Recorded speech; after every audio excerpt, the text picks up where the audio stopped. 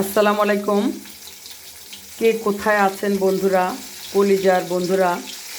ঠিক জানি না, দেশ এবং দেশের বাহিরে যারা অবস্থান করছেন, যারা আমার ফ্রেন্ড লিস্টে আছেন, লন্ডন, আমেরিকা, কুয়েত, কাতার, সৌদি আরব সহ বিভিন্ন রাষ্ট্রে আছেন, ইউরোপ কান্ট্রিতে আছেন, বাংলাদেশে আছেন আমার ফ্রেন্ড লিস্টে বিশিষ্ট মুক্তিযোদ্ধারা, যারা রণাঙ্গনের ৭১ রণাঙ্গনের সৈনিক।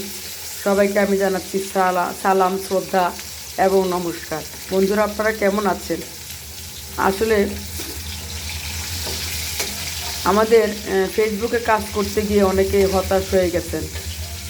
তা আমি বলবো, আপনি যারা হতাশ হয়ে গেছেন কাজ করতে গিয়ে, আপনারা হতাশ হবেন না। কারণ কোনো কাজ ধৈর্য সহকারে আপনি করতে থাকেন, অবশ্যই আপনার সাফল্য আসবে। কারণ কোনো কাজেই করলে ছোট নয়, আবার কোনো কাজেই আপনি সাথে সাথে রেজাল্ট পাবেন না। তাই একটু ধৈর্য সহকারে ফেসবুকে কাজ করেন, দেখবেন একদিন সাফল্য আপনার জীবনে ধরা দিবে। এই কথা বলার জন্য আজকে আমার ভিডিওটা বেশি বড় করব না। আমি রান্না করছি, মাছ ভাজা করছি। পাশাপাশি এই মাছকে ভাজা করে আমি টমেটো এবং পেঁয়াজের পাতায় বলেন বা ঠোস বলেন, এগুলো কেটে একসাথে করেছি, এগুলো দিয়ে বোনা করব। পাশে রয়েছে পেঁয়াজ কুচি, দেখেন পেঁয়াজ কুচি দেবো। আর এখানে সামনে রয়েছে আপনার আলু আর পেঁপে, পাপড় একসাথে কুচি করে নিয়েছি বাচ্চাদের জন্য, বাচ্চারা এই ভাজিটা খাবে। এখানে রয়েছে পেঁয়াজ রসুন বাটা। যাই হোক, আলহামদুলিল্লাহ আমি ভালো আছি। আপনারা কেমন আছেন একটু ভিডিওতে কমেন্টস করে জানাবেন। তো কেউ হতাশ হবেন না।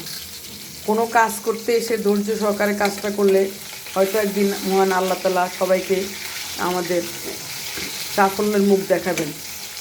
তো কেউ ফেসবুকে মন খারাপ করবেন না যে আমার তো কিছু হচ্ছে না, আমি তো আর ফেসবুকে কাজ করবেন না। হতাশ হবেন না। হতাশ হলে কিছু হবে না।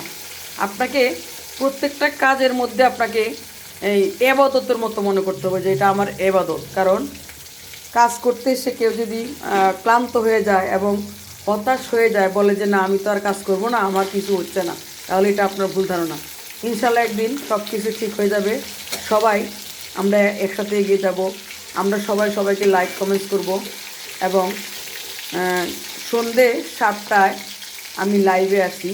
প্লিজ সবাই একটু লাইভে আসবেন, গান শুনবেন, লাইক কমেন্টস করবেন এবং বন্ধু নিয়ে যাবেন।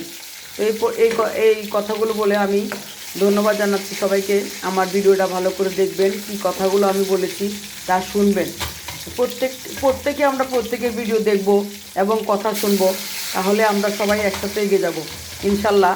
এটা আমার বিশ্বাস। কারণ আমি জীবনে নিজে অনেক কাজ করেছি এবং ধৈর্য সহকারে করেছি। আমি যে কাজগুলো করেছি ধৈর্য সহকারে করেছি, কারণ আমার এতই ধৈর্য, মহান সৃষ্টিকর্তা আমাকে ধৈর্য দিয়েছেন। তাই আমি প্রত্যেকটা কাজে ধৈর্য সহকারে করি এবং আমি ধৈর্যের ফল পাই। তো ধৈর্যের ফল কিন্তু খুবই মিঠা, তাই আপনাকে ওই ফলের জন্য অপেক্ষা করতে হবে। ধন্যবাদ। সবাই ভালো থাকেন বন্ধুরা, কলিজার বন্ধুরা, সবাই ভালো থাকেন। সবার সুস্বাস্থ্য ও দীর্ঘায়ু কামনা করছি। আল্লাহ হাফেজ, নমস্কার, ধন্যবাদ।